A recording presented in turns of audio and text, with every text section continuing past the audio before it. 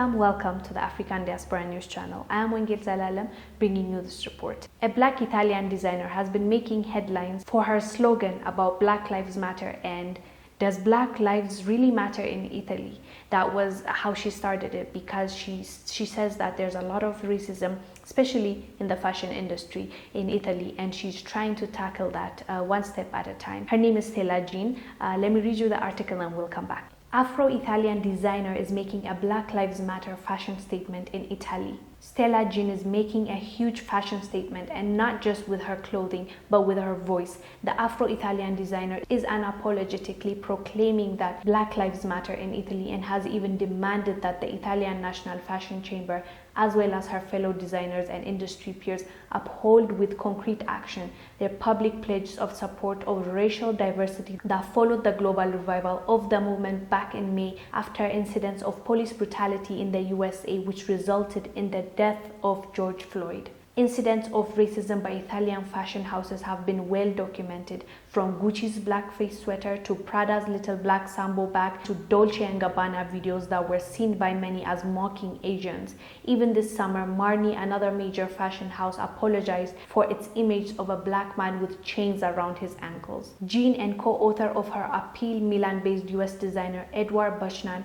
have expressed in interviews that the issue is deeper than just culturally insensitive designs.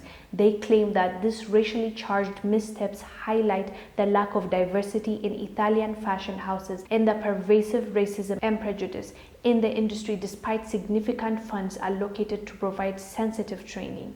After her statement, people didn't take it well. Responses to her call to action have been less than encouraging, as she received a letter from the council president saying that addressing racial disparity within Italian fashion was not within body's area of responsibility, despite the fact that members had beckoned a diversity manifesto in December. According to the letter, such initiatives pertain instead of parliament, the government, or any other bodies. Nevertheless, Jean is standing firmly on her stance. When you tell most people in Italy that there's a racial problem and that we are victims of racism, sometimes even on a daily basis, they reply, "No, Stella, come on. What are you talking about? Racism doesn't exist in Italy. My best friend is black. I have a black nanny, so there's no racism in Italy." A frequent refrain from black creatives in Italian fashion is that they are often the only non-white person in the workplace.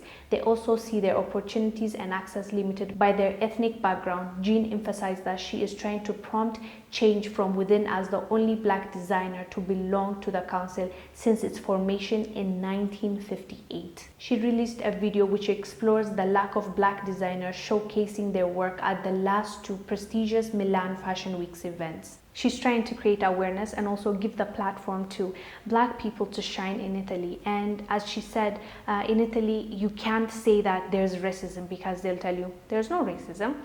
I have a black friend, my nanny is black, so surely I'm not a racist and there's no racism.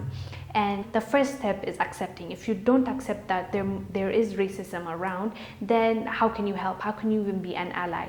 And those people who don't believe that there's racism, they can't really help you out, because they've already made up their mind that there's no racism. But the thing is, they're not in our shoes. They don't know what goes on. They don't know how you're treated. So, to make that blanket statement is also not cool. But that's exactly what she's trying to tackle. And when she's trying, she didn't get applause and people said, "Well done." She was actually being discouraged and being told, "What are you talking about? It doesn't exist." And I'm surprised that they actually say that, because most people experience, for me, what I heard in Italy is you do face racism, and it's apparent. It's not even hidden. So the fact that they don't want to accept it makes me believe that they don't even want to have that conversation for them to change it, because they don't see anything wrong with it and they don't want to change it, or they're not willing to change it. So for that reason, what she's doing is really great. She's trying to create awareness. She's trying to give platforms to her fellow black models and designers, and instead of just screaming Black Lives Matter, she's actually doing something about it. She's actually creating awareness, as well as putting money in the pockets of her peers, her fellow black people, and that's really awesome. If anybody wants to argue that there's no racism in the fashion world, fashion industry, then they're lying, or they're naive, or I don't know, they're not normal,